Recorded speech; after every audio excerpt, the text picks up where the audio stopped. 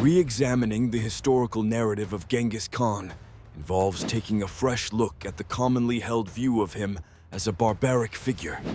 This approach encourages moving beyond the simplistic and often Eurocentric portrayals that have dominated popular culture to consider a more nuanced understanding of his life, leadership, and impact. The significance of this re-examination lies in its potential to challenge ingrained stereotypes and promote a more balanced historical perspective. Historically, Genghis Khan has been depicted as a ruthless conqueror responsible for the deaths of millions and the destruction of numerous cities. However, some modern historians argue that these accounts may not fully capture the complexities of his rule.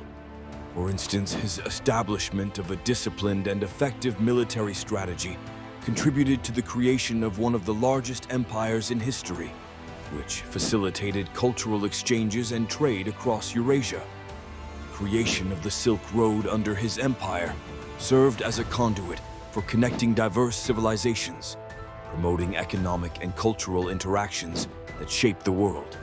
Supporters of this reinterpretation point to his progressive policies within his empire, such as religious tolerance and merit-based advancement, which contrasted with the practices of many contemporary rulers.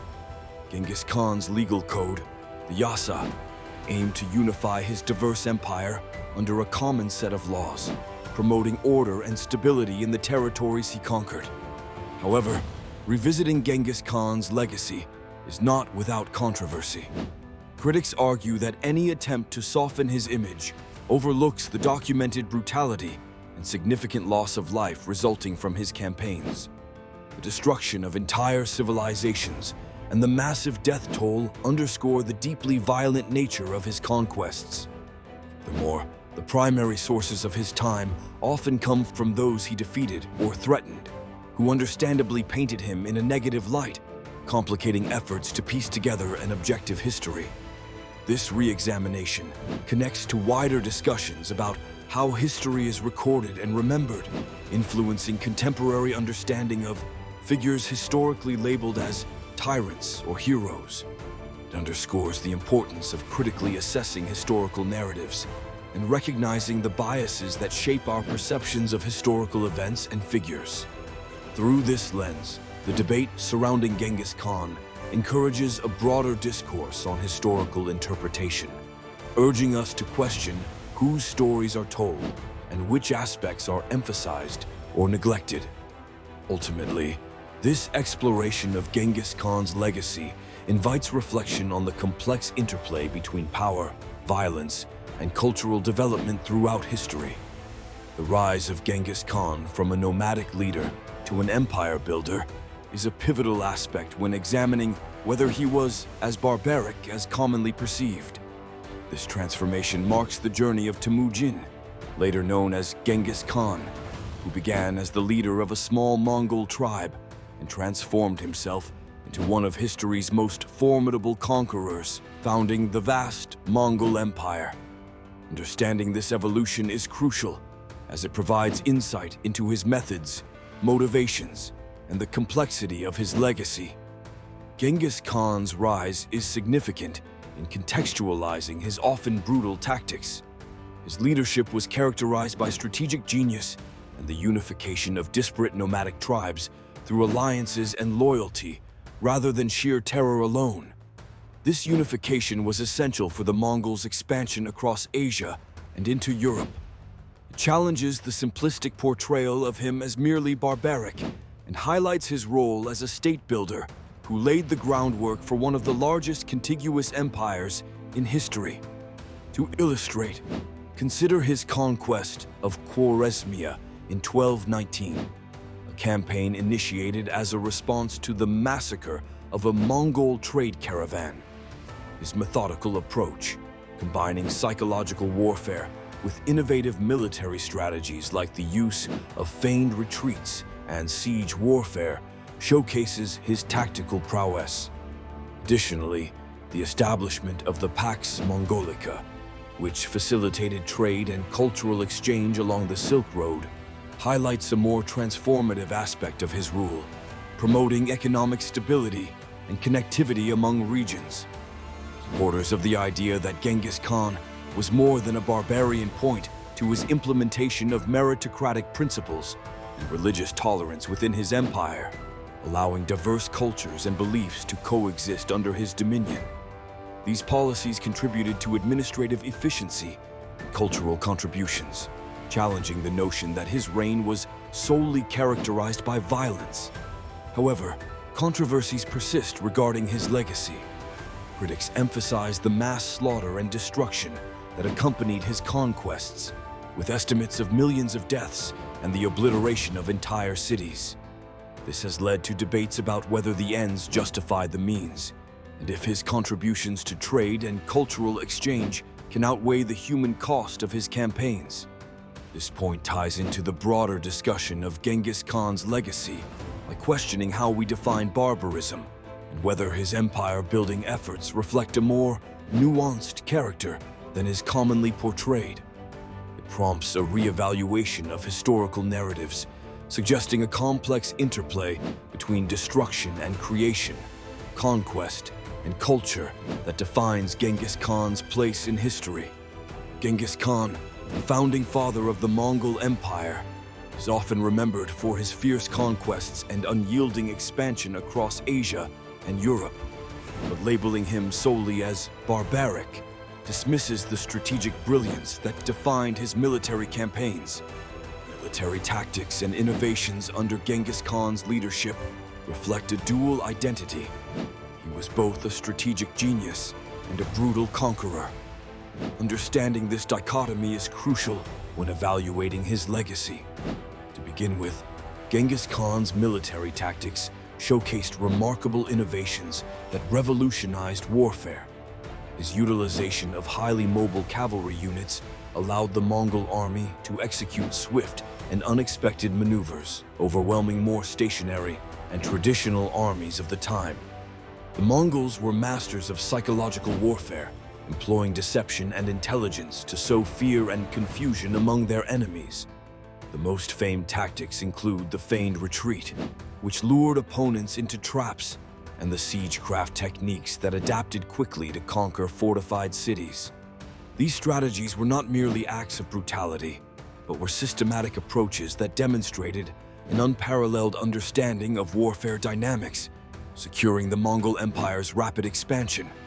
An example of this is the Battle of the Kalka River in 1223, where Mongol forces decisively defeated a much larger coalition army through superior tactics and mobility.